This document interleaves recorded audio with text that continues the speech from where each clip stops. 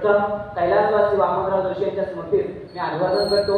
त्याचबरोबर थोर पुरुषांच्या, साधू संतांच्या आणि थोर महापुरुषांच्या स्मृतीस अभिवादन करतो. सन्माननीय व्यासपीठ, व्यासपीठावर उपस्थित मान्यवर, आदरणीय गुरुजन वर्ग, परीक्षक आणि विद्यार्थी मित्रांना प्रथम नमस्कार करतो आणि माझ्या विषयाला सुरुवात करतो. तर मुळात माझ्या विषयाचं नाव आहे क्लायमेट चेंज, आमच्या भविष्याचे काय. मुळात पहिला विषयाचा अर्थ करणं फार गरजेचं आहे. कारण क्लायमेट चेंज म्हणजे हवामान बदल. आणि हवामान बदल म्हणजे पृथ्वीच्या पर्यावरणीय परिस्थिती बदल. गेल्या काही दशकांपासून हवामान बदल हा जागतिक चिंतेचा विषय झाला आहे. आणि खरं तर 19व्या शतकाच्या तुलनेमध्ये आता जगभराचं तापमान 1.2 सेल्सिअसने वाढलेलं आहे.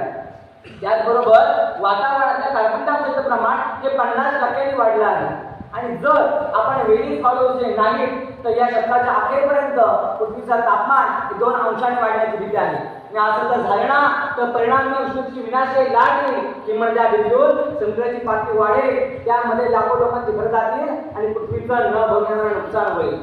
मित्र म्हणेल की हवामान बदलासाठी अनेक मानवी आणि नैसर्गिक कारणे कारणीभूत ठरतात. मानवी घडामोडीचं बघायचं झाल्या तर त्या म्हणजे सौरऊर्जीकरण, ज्वालामुखीचा उद्रेक, प्लेटची हालचाल आणि कक्षीय भिन्नता यांचा समावेश होतो. आणि मानवी घडामोडीचं बघायला झाल्या तर मानवाने आज एक प्रकारे निसर्गावर प्रहारच करायला सुरुवात केली आहे. रामदास स्वामी एकाने म्हणतात, विषय कोण हे लागले मला, यामुळे असे घात आपुला, पण करुणिया असे भ्रांती जाईना.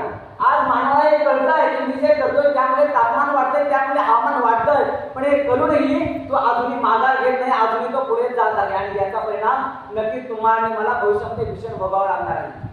आज माणसाने मोठ्या प्रमाणामध्ये जंगलतोड करून मानवी वस्ती निर्माण केली, मोठ्या प्रमाणामध्ये जागतिकीकरण केलं, मोठ्या प्रमाणामध्ये औद्योगिकीकरण केलं, मोठ्या प्रमाणात कारखाने स्थापन केले, मोठ्या प्रमाणामध्ये कंपन्या स्थापन केला.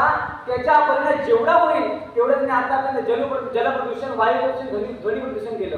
आणि तेव्हापासून आतापर्यंत जगाचं तापमान 1.2 सेल्सिअसने वाढलं आहे. मित्र म्हणजे आपण जे इंधन वापरतो, आज आपण वीज प्रकल्प चालू केले, आज आपण घरामध्ये उष्णता वाढवण्यासाठी अनेक प्रकारचे इंधन चालतो. आणि आज आपण एवढ्या मोठ्या प्रमाणामध्ये वाहतुकीचे जाळे विकसित केले आहे. आणि हे इंधन जे आपण वापरतो किंवा गाड्यांमध्ये धूर निघतो, ते तो धूर सूर्याची ऊर्जा आळवत असतो. त्यामुळे आपल्या हवामानाचे बदल झपाट्याने होत असतो. खरं तर शास्त्रज्ञांनी हवामान बदलासाठी 1.5 सेल्सिअसमध्ये तापमान वाढ ही मर्यादा ठरवली आहे. आणि एवढी वाढ सुरक्षित असं करण्याचं म्हणणं आहे. पण जर ही वाढ उठून गेली ना तर नैसर्गिक वातावरणाबरोबरच मानवी जीवनशैलीवरही त्याचा खूप मोठा परिणाम होऊ शकतो. खरं तर हवामान बदलाचा पर्यावरणावर फार नकारात्मक परिणाम होत असतो. हवामान बदलामध्ये हवेतील CO2 वाढत आहे, हिमनद्या विकसित आहे, जंगल वन्यजीवन कमी होते, एकंदरीत संपूर्ण जलजीवन आज विस्कळीत होत आहे. आणि ह्या गोष्टीचा असर राहील ना तर एक दिवस वनस्पतींच्या आणि प्राण्यांच्या प्रजाती नामशेष होतील असा अंदाज आहे. आणि आता आपण काही करत नाही, नुसते बघत बसलोय. माणसाला जाणवतंय तरी आज म्हणून नव्याने इंडस्ट्री डेव्हलपमेंट करतोय. एवढ्या मोठ्या समुद्राला आज माणूस समुद्रामध्ये मातीची भर घालून तिथे कंपन्या स्थापन करतोय. म्हणजे एकंदरीत मानव हा जणू पर्यावरणाचा ऱ्हास करण्यासाठीच उभा राहिला आहे. अहो आज एक वेळ अशी येईल, आपण हे सर्व काही थांबवलं नाही ना तर एक वेळ अशी येईल की पृथ्वीच्या पृष्ठभागावरून मानव जात नामशेष होईल. परंतु जर आपण या समस्यांकडे दुर्लक्ष न करता तर या विरुद्ध कार्य करत भविष्यामध्ये आपण आपली पृथ्वी आणि आपले भविष्य वाचू शकतो. आजपर्यंत मानवाने पर्यावरणाची हानी करण्याचे खूप काही केले, पण मी म्हणे अजूनही वेळ केली नाही.